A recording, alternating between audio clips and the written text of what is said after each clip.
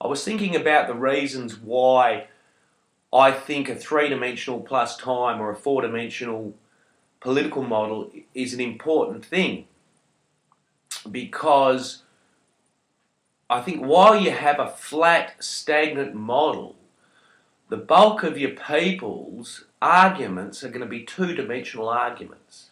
And I find that myself since I developed the idea of the model, and I'm sure other people have found a similar thing, that people's arguments do seem very two-dimensional. And so, I mean, we live in a three-dimensional world with time, most likely with a fractal nature, a fractal holographic nature.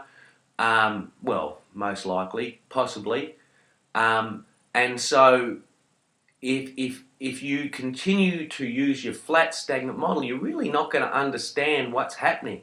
And immediately when you add time into your three-dimensional model, you'll see that, well, straight away, one of the things you see is left and right.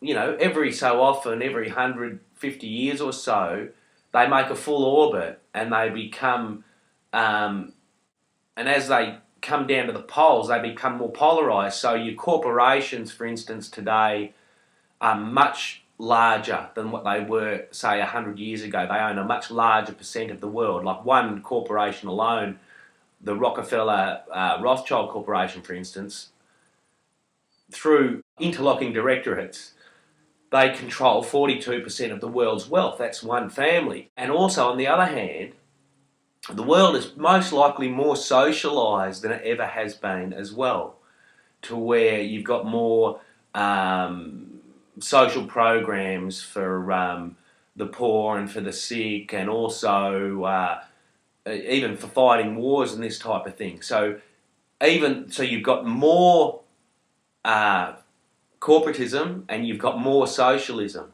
As they become more polarised, it seems like they would be opposites, but of course they're not. The corporations get richer and socialism gets stronger. And you'll see it on all the logos. You'll see for instance, on the UN logo, you've got the fasci encompassing the world in a grid. So you've got, you know, socialism for the people and fascism for the people on top. And I think that is represented in the model as well. And so if you're looking at a flat, stagnant model, it's very difficult for your average person to understand what is happening. And so that's why I think it's important. Long story short, and even if the model is not right, and it doesn't actually represent reality in its total form, or whether there's bits that are right and bits that are wrong, the point is that it is a three-dimensional plus time model, and so you're going to get a way better picture. And I think, as I said, when you're arguing with people, a lot of times they just don't see it. It's almost like you're looking at one of those hologram pictures and it just looks like a bunch of dots with colours, and you can't see anything, and you're looking at it and you're looking at it and you say, oh yeah, it's just a nice colourful dots, there's nothing there. And then all of a sudden, whoosh, it comes into shape and you see it's three-dimensional.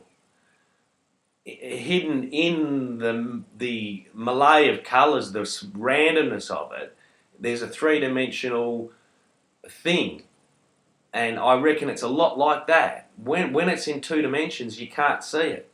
But when you pull it out in three dimensions and you start to see it orbiting, you start to recognise the pattern. And I guess that's my say. Also, I wanted to say, with the double torus, it's a reoccurring pattern in nature. So from apples, oranges, subatomic, you know, the patterns of the atoms, even with the latest shots they've got of the atom that looks like the flower of life, it's a reoccurring pattern. I mean, that's a different pattern, but they're related.